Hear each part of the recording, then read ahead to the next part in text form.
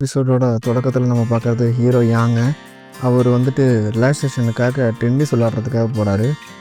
அங்கே வச்சு அவன் ஃப்ரெண்டு லீயவும் பார்க்குறான். இவன் ஃப்ரெண்டோட பிரதரு. இவனும் டிசைன் ஒர்க்லாம் பண்ணுறவன். ஹீரோ வந்து மேரேஜுக்காக வந்துட்டு டிசைனரை வந்து தேடிட்டு இருக்கான்றது லீக்கும் தெரியும். லீயோ வந்துட்டு அப்ரோச் பண்ணுறான் டிசைன்லாம் பற்றி எக்ஸ்பிளைன் பண்ணுறதுக்கு. ஆனால் அங்கே அன்எக்ஸ்பெக்டடாக மியானும் அங்கே வந்து நிற்கிறா. ஹலோ சார் அப்படின்ற மாதிரி சொல்லி திரும்பி இன்ட்ரடியூஸ் ஆகிறா. ஆனால் ஹீரோ தான் மொத்தமாக தப்பாக நினச்சி வச்சுருக்கானே, அதனால் அவாய்ட் பண்ணுற மாதிரி உட்காந்துருக்கான். ஹீரோ அவன்கிட்ட பேச மாட்டேங்கிறான்னு சொல்லிட்டு லீ அவன்கிட்ட பேச முயற்சி பண்ணுறான். சரிவா விளாண்டுட்டே பேசலாம் அப்படின்ற மாதிரி அவனும் ஹீரோவும் கூப்பிட்றான். இப்போ லீ சொல்கிறான், இவளை எனக்கு முன்னாடியே தெரியும் அப்படின்றான். எப்படி உனக்கு தெரியும் அப்படின்ற மாதிரி கேட்குறான். இவன் தான் பயங்கர ஏரியாவில் டேலண்டான ஆள் அப்படின்ற மாதிரி சொல்கிறான். லீ சொல்ல வர்றது டிசைனரை பற்றி. ஆனால் யாங் ஹீரோ வந்துட்டு தப்பாகவே புரிஞ்சுக்கிறான். இப்போவும் திரும்பி அவன் வந்து பேசுகிறதுக்கு ட்ரை பண்ணாலும் வந்துட்டு ரொம்ப வந்து பிடிக்காத மாதிரி இக்னோர் பண்ணுறான். இவன் என்ன சொன்னாலும் ஒத்துக்க மாட்டேங்கிறான்னு சொல்லிட்டு நம்ம 2 பேரும் ஒரு பெட்டு வச்சுக்கலாம், டென்னிஸில் விளாடுவோம், நான் ஜெயிச்சா என்னோடய டிசைன்லாம் நீ கன்சிடர் பண்ணணும் அப்படின்னு அவன் சொல்லிகிட்டு இருக்கா. இருந்தாலும் ஹீரோவுக்கு வந்துட்டு இன்ட்ரெஸ்ட் இல்லைன்றான். உடனே அவன் வந்துட்டு அப்போ உங்களுக்கு பயமாக இருக்கா அப்படின்ற மாதிரி கேட்குறா நக்கலா. ஏன்னா டென்னிஸில் நீங்கள் என் கூட தோற்றுருவீங்க அப்படின்றா. எனக்கு ஈகோ வந்து ஹர்ட் பண்ணுற மாதிரி பேசுகிறா. அப்படியே அவன் ட்ரிக்கராக ஆகிறான். இப்படி இதில் ஜெயிச்சுட்டு திரும்பி அவன்கிட்ட டிசைன்லாம் சொல்லிடலாம் அப்படின்ற மாதிரி நினப்பில் பண்ணுறான். அவனுக்கும் பயம் இல்லை, எனக்கு நான் வந்துட்டு விளாட்றேன் அப்படின்றான். ஆனால் அந்த மேட்ச் வந்து ட்ராவில் போய் முடியுது. பார்த்தியா நீ தான் ஜெயிக்கலையே, அப்போ இன்ட்ரெஸ்ட்டில் நீ கிளம்பு அப்படின்றான். இல்லை ட்ரா தானே, அப்போ இது வந்துட்டு தோத்துட்டுன்னு நான் எடுத்துக்க முடியாது, அதனால் இதை கொஞ்சம் கேட்கலாமே அப்படின்ற மாதிரி கேட்குறான். இருந்தாலும் அவன் இன்ட்ரெஸ்ட் இல்லை அப்படின்னு சொல்லி அங்கேருந்து நவரை தான் பார்க்குறான். இப்போ பயங்கர தோல்வியாக நினச்சிட்டு நின்றுட்டு இருக்கும்போது லீ வந்து பக்கத்தில் வந்து பேசுகிறான். உனக்கு யாங்கிட்ட வந்து டிசைனை வந்து கொண்டு போய் சேர்க்கணும், அதுதானே வேணும் அப்படின்றான். இதுக்கு நான் ஹெல்ப் பண்ணுறேன், அந்த ஐடியா சொல்கிறதுக்காக என் வீட்டுக்கு வா அப்படின்ற மாதிரி இன்வைட் பண்ணுறான். அவளுக்கு எப்படியாவது இந்த யாங்கிட்ட வந்து இந்த டிசைனர்லாம் போய் சேர்த்தாகணுன்ற ஒரு நோக்கம் இருக்குது. ப்ராஜெக்ட் கிடைக்கிறது பெரிய ஒரு அவசியமாக இருக்குது. அங்கே போகலாம் அப்படின்ற மாதிரி யோசிக்கிறா. நைட்டே லீ வீட்டுக்கும் போகிறா. லீ வந்துட்டு கட்டாயப்படுத்தி அவளை வந்து ட்ரிங்க்ஸ் எல்லாம் குடிக்க வைக்கிறான். இவனோட பேட் இன்டென்ஷன் தெரியாமல் அவள் பாட்டு குடிச்சிட்றா. அவளுக்கு விஷயம் புரிய வந்ததுக்கப்புறம் அங்கேருந்து வேகமாக வந்துட்டு அவாய்ட் பண்ணிட்டு போகணும், எஸ்கேப் ஆகணும்னு நினைக்கிறான். அவன் விடாமல் வந்துட்டு கஷ்டப்படுத்துகிறான். நீ என்ன பண்ணுற, நான் யானோட ஒய்ஃபு அப்படின்ற மாதிரி அப்போ அங்கே சொல்கிறா. என்னை தொட்டேன்னு என் ஹஸ்பண்டுக்கு தெரிஞ்சால் நீ அவ்வளோதான் அப்படின்ற மாதிரி சொல்கிறா. நீ யாங்கோட ஒய்ஃபா அப்படின்ற மாதிரி நக்கறான். அவன் கேட்குறான், உன்னையும் முழுசாக தெரியும், யாங்கையும் முழுசாக தெரியும், அதனால் இந்த மாதிரி ஏமாத்தாது அப்படின்றான். திரும்பி அவளை கஷ்டப்படுத்தலாம்னு நினைக்கிறான். இதில் அடிச்சுட்டு அங்கேருந்து ஓடும் போகும்போது லீ வந்துட்டு தவறுதெல்லாம் வந்துட்டு யாங் முன்னாடியே வந்துட்டு மோதிடுறா. ப்ளீஸ் என்னை ஹெல்ப் பண்ணுங்கன்னு சொல்லிட்டு யாங்கிட்டே ரெக்வஸ்ட் பண்ணுறா. இவள் பதறி அடிச்சுட்டு ஓடி வரதை பார்த்துட்டு லீ வந்துட்டு மோசக்காரன் அப்படின்றது முன்னாடியே தெரியும் அவனுக்கு. அதனால் அவளை சேஃப்டி பண்ணிவிட்டு அங்கேருந்து கூப்பிட்டு போகிறான். அவளை எங்கே போய் கொண்டு போய் விடணும்னு தெரியாமல் அவன் வாழ்ந்துட்டு இருக்கிற இடத்துக்கே வந்து கொண்டு வந்து வைக்கிறான். பயங்கரமாக குடிச்சிருக்கிறதுனால அதனால் வந்துட்டு நிறைய பிரச்சனை பண்ணுறான் வேணுக்குன்னு. அவளுக்கு தண்ணியை கொடுத்து எப்படியாவது தெளிய வைக்கணும்னு நினைக்கிறான். இப்போ வரைக்கும் அவளுக்கு மட்டும்தான் தெரியுது இவன் தான் அவள் ஹஸ்பண்டு அப்படின்னு சொல்லிட்டு. அதனால் அந்த ஃப்ரீடமில் கிஸ் பண்ணிடுறான். அவனுக்கும் பயங்கரமாக ஷாக் ஆகுது, நெஞ்செல்லாம் படபடன்னு ஆகுது. ஏன்னா இவ கூட லாஸ்ட் நைட்டில் இருந்தோம், அதுக்கப்புறம் வந்துட்டு இந்த மாதிரி ஆகிப்போச்சு, இதுக்கப்புறமும் இந்த மாதிரி நடக்கணுமோ அப்படின்னு நினைக்கிறான். அதே பொண்ணு திரும்பி இங்கே வந்துருக்காளே அப்படின்ற மாதிரி டென்ஷன் ஆகிறான். அதிகமாக அவாய்ட் பண்ணிவிட்டு தனியாக போகிறான். நான் ஏன் அவளை பார்த்தா டென்ஷன் ஆகிறேன், அவளை பக்கத்தில் வரும்போதெல்லாம் வந்துட்டு என் நெஞ்சில் ஏன் படபடன்னு வருது அப்படின்ற மாதிரி குழப்பத்தில் இருக்கான். இது சரியாக நடக்காது, அவள் எந்த மாதிரி கேரக்டரான பொண்ணுன்னு நமக்கு தான் தெரியுமே, இந்த மாதிரி பொண்ணு எனக்கு பிடிக்காது அப்படின்னு நினைக்கிறான். அவனே சமாதானம் பண்ணிக்கிறான். இப்போ அவன் அசிஸ்டண்ட் வரான். இந்த மாதிரி ஒரு டிசைனர் வந்துட்டு காரில் இருந்ததில் அந்த டிசைனரோட டீட்டெயில் எடுத்துகிட்டு வரான்.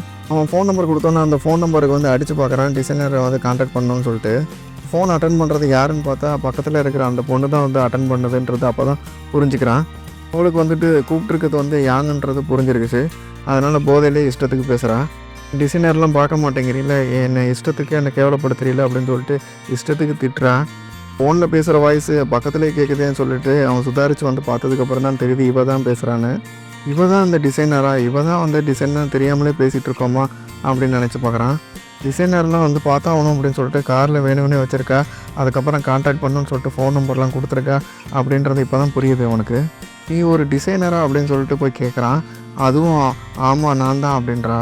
அதுக்காக தான் சான்ஸ் கேட்டு நான் ரொம்ப நேரமாக அவன் பின்னாடி அலைஞ்சேன், நீ ஏன் என்னை அவாய்ட் பண்ண அப்படின்ற மாதிரி கேட்குறான். அப்போ தான் அவனுக்கு புரியுது நம்ம தப்பாக நினச்சிக்கிட்டு இவ்வளோ அவாய்ட் பண்ணியிருக்கோம். மற்றவங்களாம் இவனை பேசுனது வந்து இவளோட டேலண்ட், டிசைனர் டேலண்ட்டை பற்றி தான், மற்றபடி இவன் மேலே எந்த ஃபால்ட்டும் கிடையாது அப்படின்றத புரிஞ்சுக்கிறான்.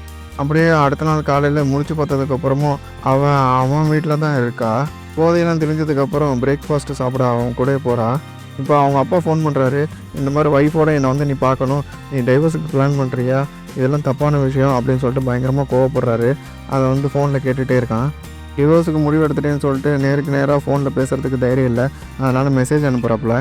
ஒய்ஃபோட நம்பர் அசிஸ்டண்ட்டை வாங்கி இந்த மாதிரி டைவர்ஸ் விஷயமா வந்து எதுவுமே வந்து அப்பாட்ட சொல்லக்கூடாது அப்படின்னு சொல்லிட்டு அவளுக்கும் மெசேஜ் போடுறான். மியான்ற கையில் தான் வந்து 2 ஃபோனுமே இருக்குது. ஒய்ஃபுன்னு சொல்லியிருக்க நம்பரும் இருக்குது, டிசைன்னு சொல்லியிருக்க நம்பரும் இருக்குது. பர்சனல் ஃபோனு, இன்னொன்று அஃபிஷியல் ஃபோன்னு வச்சுருக்கான். அஃபிஷியல் நம்பரை தான் வந்து அசிஸ்டண்ட்டை ஃபஸ்ட்டு கொடுத்தா. அதை வச்சு தான் யாங் டிசைனர்னு புரிஞ்சுக்கிட்டான்.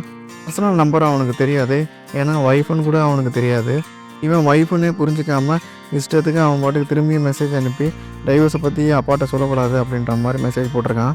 அவளும் அவன் பார்க்காத மாதிரி திரும்பி மெசேஜுக்கு ரிப்ளை அனுப்புகிறான். அப்பாட்ட நான் சொல்ல மாட்டேன் அப்படின்னு சொல்லிட்டு. இப்படியே அவங்க அப்பாவை பார்க்குறதுக்கு அடுத்த நாள் வந்து போகிறாங்க.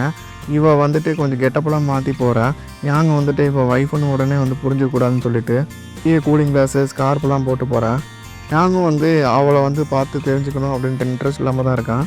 யாங்க அவன் அப்பா இடத்துக்கு போனதுக்கப்புறம் இன்னும் ஒத்தையாக தான் வந்தியா, எங்கே உன் ஒய்ஃப் அப்படின்ற மாதிரி கேட்குறாரு. இல்லை அவள் வேலையாக இருக்கா, அவள் பிஸியாக இருக்கா, அதனால் வர முடியாது அப்படின்ற மாதிரி சொல்லிட்டா அப்படின்னு போய் சொல்கிறான். நானும் பிஸியாக தானே இருக்கேன், என்னை ஏன் டிஸ்டர்ப் பண்ணுறீங்க அப்படின்னு சொல்லி யாங் கேட்குறான். மேரேஜ் லைஃபே நீ வாழாமல் நீ சும்மா பிஸின்னு இருந்தால் எப்படி அப்படின்னு கேட்குறாரு. ஒரு நல்ல ஃபேமிலி லைஃப் வாழணும்னு எனக்கு ஆசை இருக்காது அப்படின்னு கேட்குறாரு. இப்படியே சமாளித்து அங்கேருந்து போகணுமேன்னு சொல்லிட்டு யாங் அங்கேருந்து சமாளித்து போகிறான். அவன் போயிட்டான்னு தெரிஞ்சதுக்கப்புறம் தான் மியானை வந்துட்டு திரும்பி வந்துட்டு அவன் மாமனாரை பார்க்க போகிறான். உடனே சாரி எனக்கு ஒர்க் இருந்தது, அதனால தான் உடனே வர முடியல அப்படின்றா. நான் கூட வரலேன்னு சொல்லிட்டு ஒரு டவுட் வராத மாதிரி எக்ஸ்கியூஸ் பண்ணி கரெக்டாக பேசுகிறா. அது ஒன்றும் பரவாயில்ல, நீங்கள் ஹாப்பியாக இருந்தால் போதும் அப்படின்னு சொல்லி அவரும் சொல்கிறாரு. ஹாப்பியாக தான் வாழ்கிறீங்களா அப்படின்னு சொல்லிட்டு அவரும் கேட்குறாரு. உடனே அவளும் இல்லை, அவர் ஒர்க்லேயே பயங்கர பிஸியாக இருக்கார் அப்படின்ற மாதிரி சொல்கிறா. இவங்க மத்தியில் இருக்க பெரிய பிரச்சனையெல்லாம் ஒன்றும் இல்லாத மாதிரி காட்டிக்கிறா. அவரும் வந்துட்டு சமாதானப்படுத்துகிற மாதிரி உன் மேரேஜ் கூட வர முடியாத அளவுக்கு அவனுக்கு ஒர்க்கு பிஸியாக இருந்தது, அவனை பற்றி தான் அவனுக்கு தெரிஞ்சு தானே கல்யாணம் பண்ணி வச்சேன், நீ கொஞ்சம் அட்ஜஸ்ட் பண்ணிக்க அப்படின்னு சொல்லி பேசுகிறாரு. அவன் பெரிய பிஸ்னஸ் மேனாக இருக்கிறனால தான் இப்படிலாம் நடக்குது, நீ இது ஒன்றும் பெரிய விஷயமா நினச்சிக்காத அப்படின்னு சொல்கிறாரு. அவளும் பெரிய விஷயமா நினச்சிக்கல அப்படின்ற மாதிரியே சொல்லிடுறா. அப்படியே இவன் வெளியே வரும்போது யாங் அங்கே இருக்கான். எங்கே அப்படின்னு கேட்கும்போது பின்னாடியே மாமனார் வரான்னு தெரிஞ்சோடனே டக்குன்னு காரில் தள்ளி விட்டு டக்குன்னு ஏற பார்க்குறா. மாமனாரும் அங்கே வந்துட்டு பார்க்காத மாதிரி போயிடறாரு. 2 பேரும் ஒன்றா பார்த்துட்டா மாமனாரே வந்து இவ தான் உன் ஒய்ஃபு அப்படின்னு இன்ட்ரடியூஸ் பண்ணிடுவார் அப்படின்னு சொல்லிட்டு தான் இவள் அப்படி பண்ணா. எந்த ரகசியமாக வெளியே வந்துடக்கூடாதுன்னு சொல்லிட்டு மாமனார் கண்ணில் பட வேணான்னு சொல்லிட்டு இந்த மாதிரி ஐடியா பண்ணிட்டா. மாமனார் போனார்னு தெரிஞ்சதுக்கப்புறம் ஐயோ சாரி அப்படின்னு சொல்லிட்டு நான் தெரியாமல் பண்ணிட்டேன் அப்படின்றா. ஒரு ஒர்க் விஷயமா வந்தேன், திடீர்னு நான் ஸ்லிப்பாகி விழுந்துட்டேன் அப்படின்றா. அது என் அப்பா வீடு இல்லை, உனக்கு என்ன இங்கே வேலை அப்படின்ற மாதிரி கேட்குறாரு. ரொம்ப டவுட்டோட கேட்குறான். மேரேஜ் ஹால் டெக்கரேட் பண்ணுற டிசைனர் ஒர்க்கு தானே நான் எடுத்திருக்கேன், இங்கே தான் அந்த டிசைனர் ஹால் வருது, அதனால தான் வந்திருக்கேன் அப்படின்றா. ரொம்ப சந்தேகப்படுறான் அப்படின்னு சொல்லிட்டு ஒர்க்கில் பிஸியாக இருக்கேன் அப்படின்னு சொல்லிட்டு நழுவிடுறா. இவன் சொல்கிறதெல்லாம் லாஜிக்காக நம்புகிற மாதிரி தெரியலையே அப்படின்ற மாதிரி நினைக்கிறான். என்னையே இவள் வந்து சுற்றி வராளே, என்னையே ஃபாலோ பண்ணுறாளோ அப்படின்னு நினைக்கிறான். நான் எங்கள் அப்பாவை பார்க்க வந்திருக்கேன்னு தெரிஞ்சு தான் இவளும் பின்னாடியே வந்திருக்காளா அப்படின்னு யோசிக்கிறான். இவன் நான் வந்து அவள் ஃபாலோ பண்ணுறான் அப்படின்ற மாதிரி தான் அவன் யோசிக்கிறான். பொண்ணு வந்துட்டு ஒரு பையனை வந்து ஃபாலோ பண்ணால் என்ன அர்த்தமாக இருக்கும் அப்படின்னு சொல்லிட்டு அசிஸ்டண்ட்டை கேட்குறான். என்ன அர்த்தம் இருக்கும், ஒரே ஒரு அர்த்தம் தான் இருக்கும், லவ்வாக இருக்கும் அப்படின்றான். பையனோட லவ் இருந்தால் தான் இப்படிலாம் பண்ணுவாங்க அப்படின்னு சொல்லிட்டு அசிஸ்டண்ட் சொல்கிறான். லவ்வு அப்போனா கண்டிப்பாக லவ்வாக தான் இருக்கணுமோ அப்படின்னு சொல்லிட்டு டவுட் ஆகிறான். மோசமான பொண்ணுன்னு நினச்சிட்டு இருந்தவன் இப்போ டிசைனர்னு நினச்சிட்டு இருக்கிற அளவுக்கு போயிடுச்சு. மோசமான பொண்ணு தான் லவ் பண்ணக்கூடாதுன்ற ஒரு முடிவில் இருந்தான். டிசைனர் பொண்ணுலாம் நல்ல பொண்ணு தானே அப்படின்னு நினைக்கிறான். ஆனால் காமெடி என்னென்னா இப்போ வரைக்கும் ஒய்ஃபுன்னு கூட அவனால் புரிஞ்சிக்க முடியல. சாதாரண பொண்ணு காதல் வந்து பின்னாடி சுற்றுறா அப்படின்ற மாதிரி நினைக்கிறேன். அப்படியே டிசைனர் மீட்டிங்க்காக வந்து அரேஞ்ச் பண்ணியிருக்காங்க யாங்க. அதில் வந்து ப்ரெசன்டேஷன் பண்ணுறாங்க. லீயும் வந்திருக்கான், மியானும் வந்திருக்காங்க, எல்லாமே வந்திருக்காங்க. ஃபைனலாக வந்துட்டு மியானோட டிசைனை தான் செலக்ட் பண்ணியிருக்கேன்னு சொல்லிட்டு யாங்க சொல்லிடுறான். ஆனால் லீக்கு வந்து அது பிடிக்கவே இல்லை. அவள் கூட வந்து பிரச்சனை பண்ணணும்னு நினைக்கிறான். இவள் பொம்பளையாக இருக்கிறதுனால இவள் இஷ்டத்துக்கு மயக்கி வந்துட்டு டிசைனை செலக்ட் பண்ண வச்சுருக்கா அப்படின்ற மாதிரி சொல்கிறான். ரொம்ப மோசமாக பேசுகிறான். இதை கேட்டோன்னே பயங்கரமாக அரைஞ்சிட்றா. திரும்பி அவன் அடிக்கிறான்னு பார்க்கும்போது யாங்க குறுக்கால வந்துடுறான். என்னோடய ஃபேமிலி ஃப்ரெண்டுன்னு நினச்சிட்டு என்ன பண்ணாலும் நான் வந்து பொறுத்துட்டு போவேன்னு நினைக்காது அப்படின்றான். ஒரு பப்ளிக் மீட்டிங், ஒழுங்காக பிஹேவ் பண்ணு அப்படின்றான். இங்கேருந்து நீ கிளம்பலாம் அப்படின்னு சொல்லிட்டு வெளியே கெட் அடிச்சிடறான். லீக்கு வந்து இது சுத்தமாக பிடிக்கல. ஏன்னா இவன் டிசைனை செலக்ட் பண்ணாமல் மியான் டிசைனை வந்து செலக்ட் பண்ணிட்டான்னு சொல்லிட்டு. முன்னாடியே சொன்ன மாதிரி லீ வந்துட்டு யாங்கோட ஃப்ரெண்டோட பிரதர் தான். இந்த ஃப்ரெண்டு யாரும் கிடையாது, அது ஒரு கேர்ள் ஃப்ரெண்டு, சூன்னு பேர். சூவும் வந்துட்டு யாங்க வந்துட்டு லவ் பண்ணுறா. இதுக்காக லவ் பண்ணுறான்னா எப்படியாவது பிஸ்னஸ் பார்ட்னர் ஆயிடணும் யாங்கோட அப்படின்னு நினச்சிட்டு தான் பண்ணுறா. லீ வந்துட்டு எல்லா காரியமும் சொதப்புது அப்படின்னு சொல்லிட்டு டிஸ்கஸ் பண்ணுறான் அந்த சூக்கிட்ட. சூ தான் இவளோட சிஸ்டரு. இப்போ இங்கே வரலன்னா பெரிய பிரச்சனையாயிரும். அவன் வந்து வேறு ஒரு பொண்ணை வந்துட்டு ஃபாலோ பண்ணிகிட்டு இருக்கான், அவன் வந்து லவ் பண்ணிடுவான் போல இருக்குது அப்படின்ற மாதிரி ஏற்றி விட்றான். இப்படியே போச்சுன்னா நம்மளோட எல்லா திட்டமும் வந்துட்டு வீணாக போயிடும் அப்படின்ற மாதிரி சொல்கிறான். அதுக்கு அப்படி ஒன்றும் நடக்காது, நான் நடக்க விட மாட்டேன் அப்படின்னு சொல்லிட்டு அவள் சிஸ்டர் வந்து இவன்கிட்ட சொல்கிறா. அப்படியே மியான் வந்துட்டு யாங்கோட ப்ராஜெக்டை வந்துட்டு நம்ம கிடச்சிருச்சு அப்படின்னு சொல்லிட்டு அவள் பார்ட்னர்கிட்ட சொல்லிகிட்டு இருக்கா. இவங்க பிஸ்னஸில் இந்த மாதிரி ப்ராஜெக்ட் வந்தால் தான் குப்பரை கடந்துட்டு இருக்கிற அந்த பிஸ்னஸை தூக்கி நிறுத்த முடியும். இன்னொரு பயங்கரமாக தேங்க்ஸ் பண்ணுறான். இதுக்கான டாக்குமெண்டேஷன் டீலிங்கெல்லாம் நீ தான் போகணும், கரெக்டாக ப்ராப்பராக சைன் வாங்கி வைக்கணும் அப்படின்றான். ஏன் பயப்படுறான்னா இந்த மாதிரி ஒரிஜினல் சைனு ஒரிஜினல் நேம்லாம் பார்க்கும்போது அவனுக்கு வந்து ஞாபகம் வந்து இவ தான் ஒய்ஃபோ அப்படின்ற ஒரு சந்தேகம் வந்துடுமோ அப்படின்னு பயப்படுறான். ஏன்னா இது வரைக்கும் ஒரிஜினல் பேர் கூட சொல்லாமல் தான் வந்து பேசிக்கிட்டு இருக்கா. அதனால் இந்த பயத்துலேயே வந்துட்டு இந்த விஷயத்தில் நம்ம போகக்கூடாது, எப்படியாவது பார்ட்னரே அனுப்பணும் அப்படின்ற மாதிரி யோசிக்கிறா. ஆனால் பார்ட்னர்கிட்ட எப்படி சொல்கிறது, நம்ம நினைக்கிறதெல்லாம் இன்னும் அவனுக்கு டீம் சொல்லலையே, அவனுக்கும் தெரியாதே அப்படின்ற மாதிரி நினைக்கிறேன். சொல்லி அவன் பாட்டு கண்டுபிடிச்சி அங்கே போய் உளறிடுவான்னு இன்னொரு பயம் வருது. சரி நம்மளே போவோம் அப்படின்னு சொல்லிட்டு முடிவெடுக்கிறான். அவன் வந்து சைனை பார்த்துட்டு மியான்னு போட்டிருக்கிறத பார்த்துட்டு நீ தான் என் ஒய்ஃபா, இவ்வளோ நாள் வந்துட்டு எங்கள் அப்பாவை ஏமாற்றி நீ தான் என் ஒய்ஃபாக வந்திருக்கியா அப்படின்னு சொல்லிட்டு பயங்கர கோவத்தில் வந்துட்டு கழுத்து பிடிக்கிற அளவுக்கு போயிட்டான். அதெல்லாம் கனவாக போச்சு. பயங்கர பயத்தில் உட்காந்துருக்கா. சைன் பண்ணாமல் இருக்கா அப்படின்னு சொல்லிட்டு அவன் கத்தும்போது தான் நம்ம இங்கே வந்து உலகத்தில் இருக்கோம், இந்த உலகத்தில் தான் இருக்கோம் அப்படின்ற மாதிரி யோசிக்கிறான். நீனும் அவன் கண்டுபிடிச்சிடக்கூடாதுன்னு சொல்லிட்டு சைன் தான் பண்ணணுமா, ஃபிங்கர் பிரிண்டெல்லாம் வைக்கக்கூடாதா அப்படின்னு சொல்லிட்டு ரொமான்டிக் ரீதியில் வந்து பேச ஆரம்பிக்கிறா. அவனுக்கு சந்தேகம் வரக்கூடாதுன்னு சொல்லிட்டு ஃபிங்கர் பிரிண்ட்டே வச்சா போதும்னு சொல்லிட்டு அவனும் சொல்லிடுறான். அப்படியே அங்கே வச்சுட்டு உடனே அங்கேருந்து கிளம்ப பார்க்குறா. இப்படிலாம் பண்ணால் உடனே வந்துட்டு நழுவுற மாதிரி அவனும் டக்குன்னு வந்துட்டு கிளம்ப தான் பார்ப்பான், உடனே நம்மளை துரத்து தான் பார்ப்பான்னு தெரிஞ்சுட்டு தான் அவன் பண்ணியிருக்கா. உடனே சைன்லாம் பண்ணிவிட்டு அங்கேருந்து எஸ்கேப் ஆகி போயிடுறா. உடனே அசிஸ்டண்ட்டை பக்கத்தில் வந்துட்டு என்ன சார் மயங்கி இருக்கீங்களா, அவள் வந்துட்டு மயக்கிட்டு போகிறாளா அப்படின்ற மாதிரி கேட்குறான். நம்ம அசிஸ்டண்ட் வம்புழுத்துறான். உனக்கு வந்துட்டு இவளுக்கு என் மேலே லவ்வாக இருக்குமோ அப்படின்ற மாதிரி சந்தேகம் வருது. அதை கண்டுபிடிக்கணும்னு சொல்லிட்டு அவளை வந்துட்டு ஹெல்ப் கேட்கணும்னு சொல்லிட்டு கேட்குறான்.